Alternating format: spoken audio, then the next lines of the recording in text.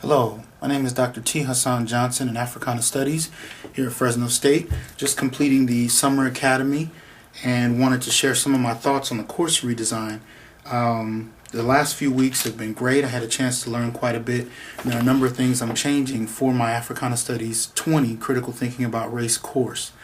In the past, the course has primarily been first-year students, and my concern has been accessibility and ease. Some of the things I'd like for them to do, be able to access more quickly and readily. As first-year students, they're a little awkward with. So the course redesign gave me an opportunity to reconsider how to go about doing some of those things and what I can include that the students could respond to more readily. So one of the things I focused on throughout the course of the redesign was how to make it smoother, how to make it more accessible, and what I can do to kind of make that happen. I really did take a step back and I looked at the SOAPs for the class as well as Bloom's taxonomy. And now I'd done both of those things when I initially designed my syllabus, but I went back and reevaluated to really get a better grasp of what was happening and making sure that it was up to date. And I found that one of the things the Summer Academy did was really kind of let us know that reevaluating every few years is good. Now, I've been teaching this class for about 5 years, so not having reevaluated my goals, course learning goals, outcomes, and realigning them with Bloom's taxonomy, I think every few years is good. So I was able to kind of tighten up some of the things that I started to take for granted. I plan to complete the syllabus completely late July, so there's some things I'm really taking my time on. But just to kind of list a few of the things that I do plan to change. One of the things I plan to add is streaming video on how to access some of the things that the students will be dealing with, like in terms of Blackboard as well as some of the other online services that I'll be using. Instead of giving them handouts, actually doing streaming video on how to access those things and then making that link available in Blackboard so that we can, within the first week, kind of smash out the things that they'll be doing, and they'll have hands-on video instructions, and there's less confusion that way. I also plan on, now the course, the way I have it structured, they'll be doing presentations at the end of the semester. And so usually I have them do that as group presentations in class. I'm heavily considering having them do either screencasting or YouTube postings, or both, where they'll screencast and post to YouTube their group presentations, and then in class during our last few weeks actually review each other's presentations and give greater critique. Because one of the things that doesn't happen enough is the students don't often critique each other's presentations the way I'd like them to, and I think it's usually due to some nervousness. But I think if we actually dedicate more time to it and the presentations are already done and posted online and we watch them as a class and discuss them, it'll yield better discussion. I plan to use SupportNet more thoroughly, tie it more to my syllabus, and actually have the students use SupportNet to actually, kind of tie in students that are having trouble and identify them a little earlier. I've heard of SupportNet, but I never really formally used it, so the Summer Academy gave me a chance to consider that. I usually don't share my PowerPoint lectures, but one of the things Ida pointed out in the Summer Academy is how we could actually give, post on Blackboard some reduced PowerPoint lectures that we've used to kind of highlight certain things, and I think I'm going to go ahead and take that tip. Padlet.com is something I'm considering using. I often have the students arranged in groups for discussion, and I'll have one person report from the group, and it works from time to time, but sometimes it doesn't, because the students will get quiet, they'll forget something, or sometimes the day will end and we'll have to come back the next class time and pick up where we left off, and the person who was reporting didn't bring their notes or didn't come to class or something of that nature. So I think if I use something like Padlet during class, where students will actually post their responses as a group, we might be able to save that document if class ends, and or the students can actually report when it's time for their group to speak, based on what's already projected on the board in terms of the Padlet site. So I think having them interact with the site during class discussions during class will help kind of, keep us on track in terms of discussion.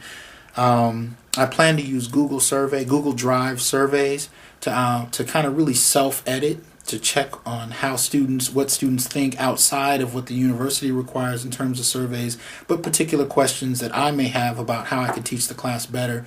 So to create my own surveys and kind of give them that in an informal way online, it doesn't have to take a lot of time. I think will be a good way for me to actually keep track of what's going on. One of the things I liked that Christopher Hernandez presented to us during the Summer Academy was Qualtrics.com, which is primarily survey-based, but I kind of liked Google Drive's survey better. However, Qualtrics looked like a great site to use for exams. So I'm going to start actually creating exams on Qualtrics because they had a variety of formats that students can answer questions in, and I thought that might actually be more entertaining and engaging to the students than just the regular kind of question formats that I use in Blackboard or other sites. So I'm going to actually work with Chris to see if I can get Qualtrics to be, my new place for doing exams. And the last thing, I have students do really edited notes because I find that first year students don't often know how to take notes.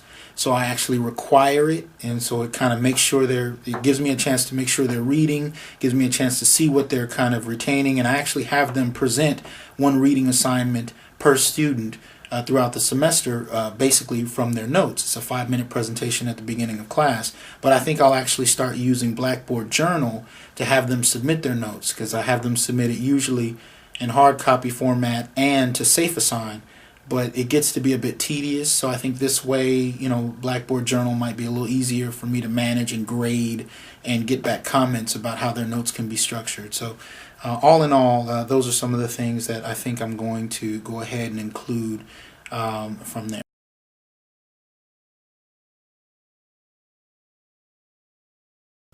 Hi, I'm Melissa Knight, and I am teaching Women's Studies 12, and I participated in the Summer Redesign course Academy.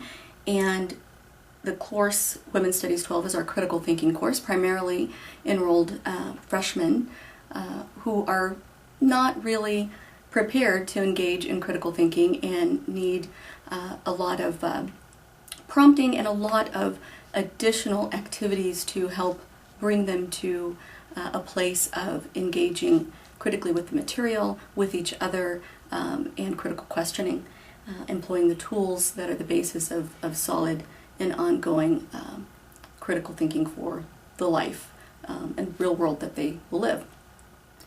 I've been doing collaborative projects with students from the beginning of my teaching experience 17 years ago, and I've been teaching this particular course for 14 years. Students definitely enjoy the group work. I'd like to make that work, though, even more engaging for them, and I'd also like to make it easier for them to connect their out-of-class work collaboratively with their in-class assignments, and I'd also like to make the tracking of their collaboration, for my part, more simplified and more consistent and effective across the different types of projects that they may be doing. So I plan on using a few different tools that were introduced during the Summer Academy. First of all, I realize that I've been woefully underutilizing Blackboard, so I'll be using a few things there, such as the journals. They've been doing journals in large blue books that they carry around on campus, and it makes it a rather burdensome thing for me to be carrying them around at different points, 4 different points in the semester, and grading them and giving them back to them. Allowing them to do their journals in the Blackboard Journal feature and the new ability to grade them in line is very exciting, so I think that will save students time, and I think it will save me time as well, and they'll get those responses and feedback immediately. I'll also be using some of the other tools better in Blackboard, including discussion board. I plan on using Blackboard's Collaborate module for holding office hours, the webinar type feature there, where 6 students can even be on video if there was a whole group that needed to meet with me while they were working on their collaborative project together. We could do that in Blackboard Collaborate. Meanwhile, other students, if I were posting things for them to taking a look at, they could be participating as well and get some insights. So I plan on incorporating that piece. So it already is in some ways a flipped classroom. I'm going to improve that flipped classroom. I'll be using Qualtrics for some exams as well as for some surveys to get some feedback from students about how these changes are affecting them and how they are incorporating them into the work that they're doing, how easy or difficult, the degree to which they're actually using them, how far in advance of when assignments are due, is it changing any of that for students in terms of their connection to the course and their commitment to the course, so that they get the kinds of outcomes grade-wise that I hope they hope for, so better grades. The syllabus redesign to make that more accessible was already something that was underway. I'll be paying even more attention to the accessibility issues as that was a keen part of what I learned. I thought that my materials were and found out in fact that they just really aren't. So it's important to me that for students, for instance, who are using a screen reader, that they don't get cheated out of content on any of the handouts or even on the syllabus. If I've included some pictures there, they're not just decorations, they are pictures that are telling a story about some aspect of the course. They're pictures of women, they're pictures of issues of people of color, they are different time periods. They are definitely important to the course, and a description of what is in that space is important for every student in the class to have.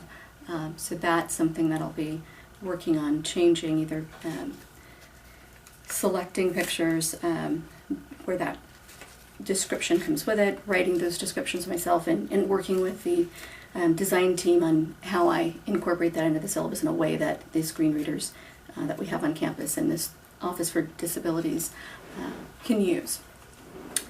Let's see.